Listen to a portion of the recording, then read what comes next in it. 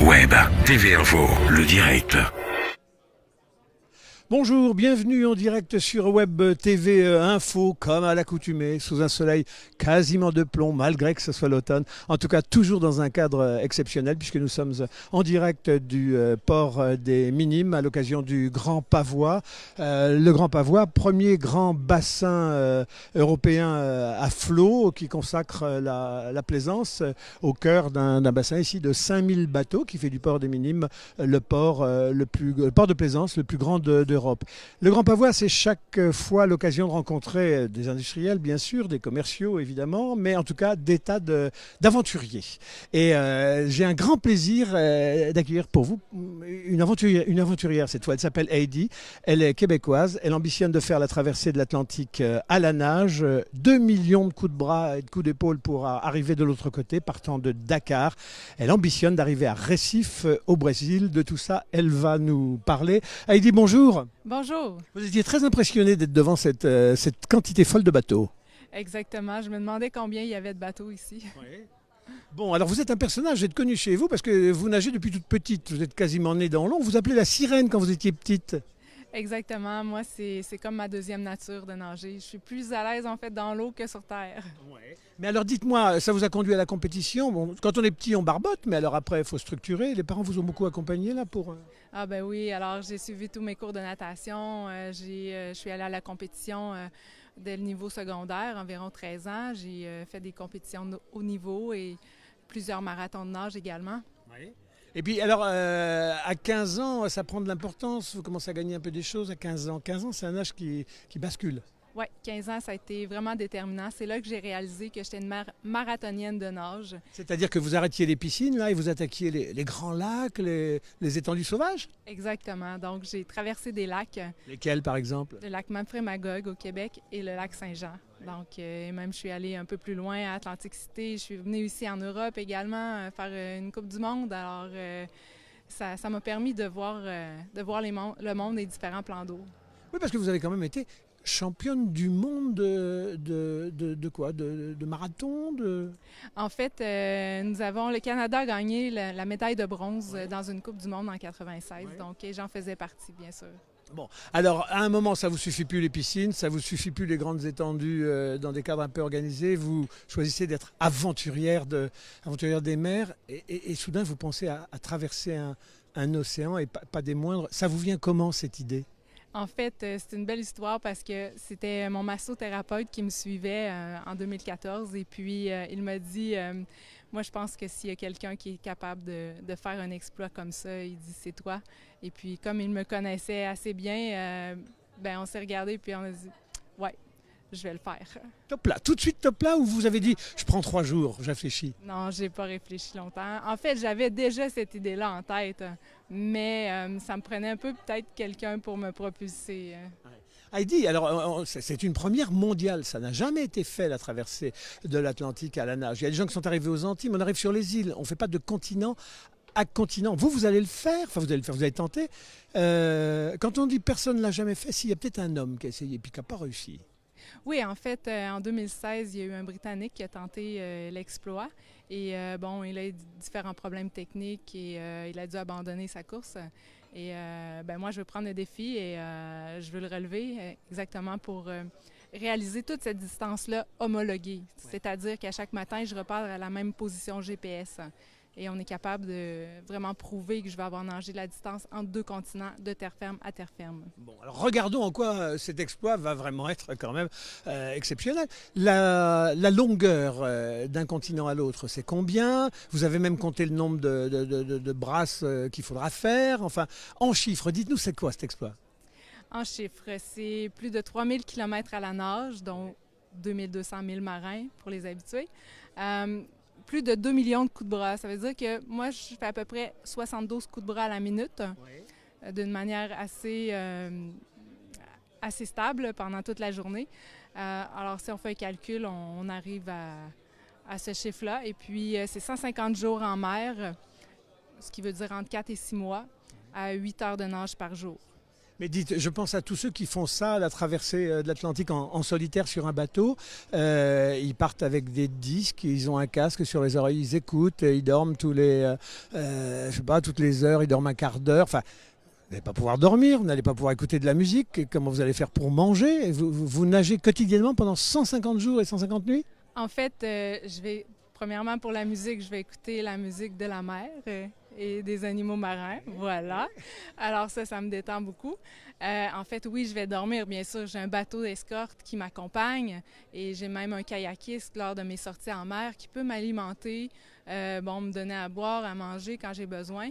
Et puis, chaque soir, je retourne à bord, je me repose, je me fais masser un peu, je mange et on revient à la même position, GPS, travail de mon capitaine, le lendemain matin. Et donc, je continue ma nage comme ça chaque jour.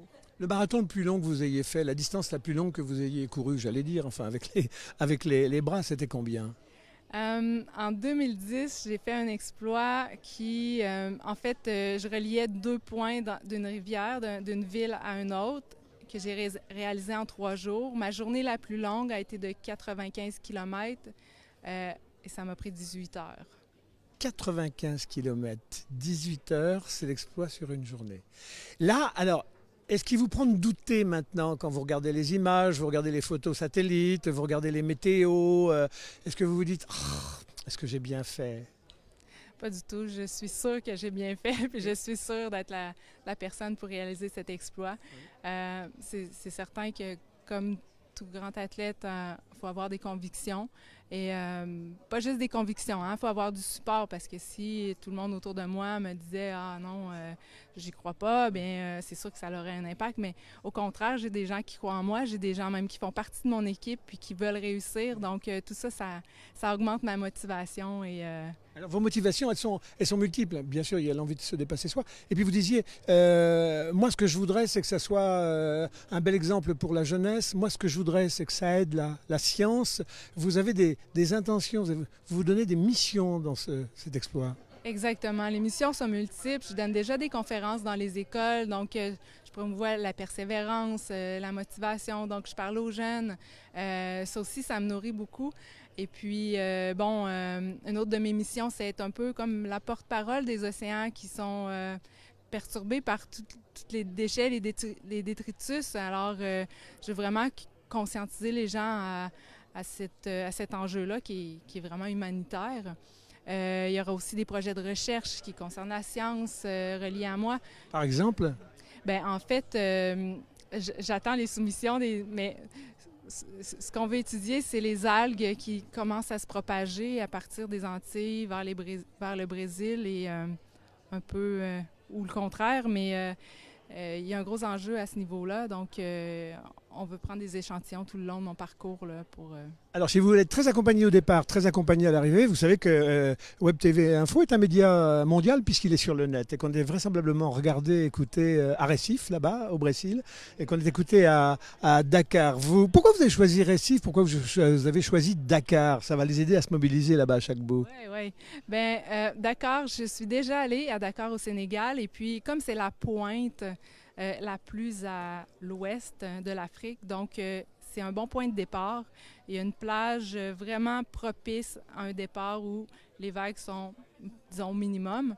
Alors, ça, c'est pour le départ. Pour l'arrivée, Recife, bien, c'est une des grandes villes du Brésil qui est justement à l'opposé.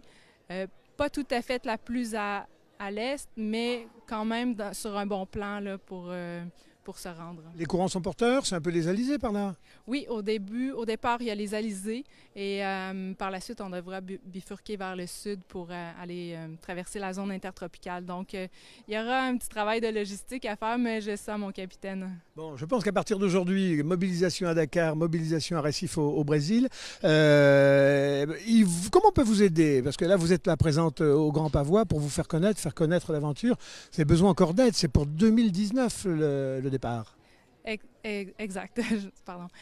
Oui, départ 2019. Alors, on a encore un peu plus d'1 an pour se préparer. On cherche un bateau escorte. Ce qu'on veut, c'est un catamaran 56 pieds. dans ce style-là.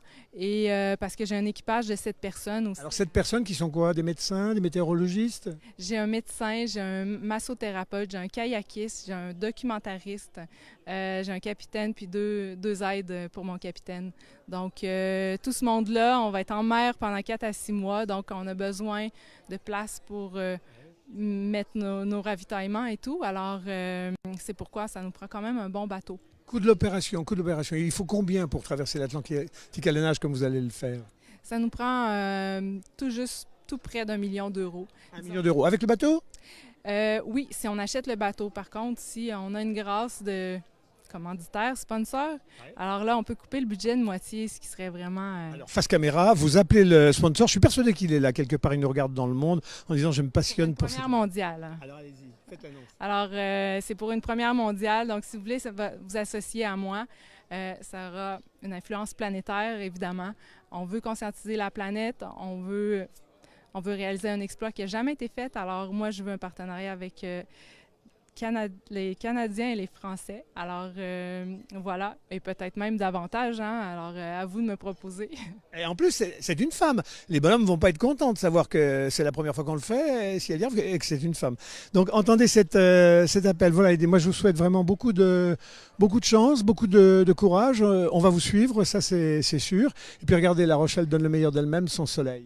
Oui, merci beaucoup. Puis pour le grand public, il y a toujours possibilité de faire des dons en ligne. Alors, allez sur mon site Internet. Alors, quel est-il le site? On peut le dire tout de suite, mais on l'affichera. www.idlevasseur.ca. Levasseur, c'est comme Levasseur en français, mais Levasseur. Exactement. Voilà. Mon ancêtre est français. Il est d'où? Il est d'où? Il s'appelait Jean Levasseur. OK, là, je ne me rappelle pas. Et vous savez pas d'où il est? Faut que je revérifie. On va fouiller. Oui, Pendant votre voyage, nous, on s'engage à faire fouiller nos associations ici. Et vous allez voir, il va être de La Rochelle. Oh, alors, ça sera un comble. Hein. Voilà, les amis, ça sera ça, le Grand Pavois. Des belles rencontres avec des tas d'aventuriers. On retrouvera dans quelques moments Yule, qui est celui qui avait découvert le phare du bout du monde au large de l'île des États. Ils sont allés le réparer. On en a construit un deuxième à La Rochelle.